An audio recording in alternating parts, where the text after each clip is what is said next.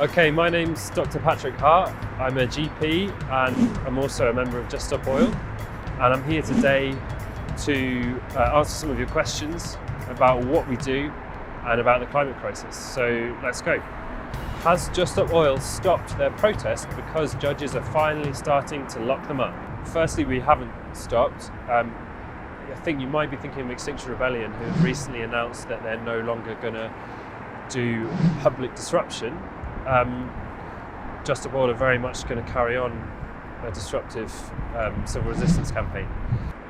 The fact that judges are starting to lock up protesters is a terrible indictment of the situation we're in. It's tragic, but it's absolutely not going to stop the protests that are taking place. And the fact is, we're facing the complete annihilation of everything we care about, and even being locked up is not going to deter people. Next question is from Sean Patrick Watson.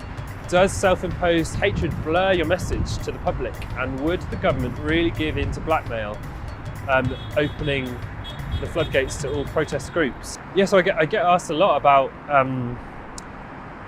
what it's like to be hated by some people from the public, and it's not nice. The question is, do we need people to like Just Stop Oil? The fact is, we don't really need that. What we need is for people to care about the climate crisis, and we're seeing every day more and more that people do care about the climate crisis.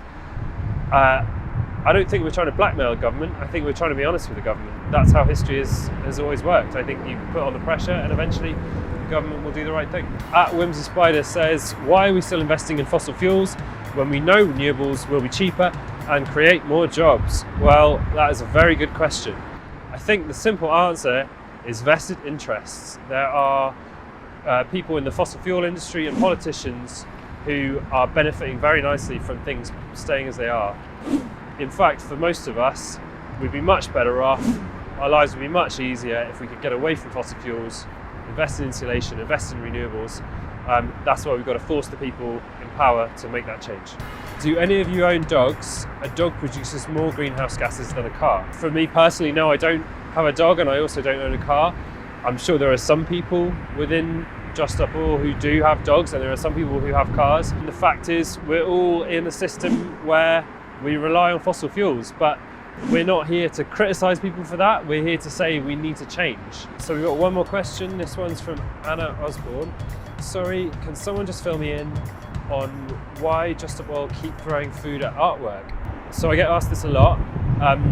It's a really simple point we're making. We're saying, what do we care about more? Do we care about art, or do we care about food? Being able to put food on the table and eat to live. And at the moment we have security guards in galleries protecting artworks, but our government are failing to protect us with the very basics that we need for life. And we need to get that point across. And just the fact that we're talking about it now is absolutely the point of what we're trying to do, to get that conversation started. Thanks everyone for sending in your questions. That was really interesting to do. And if you want to know more, then check us out. Look up Just Stop Oil on Twitter, and check out our website and come and join us. Thanks.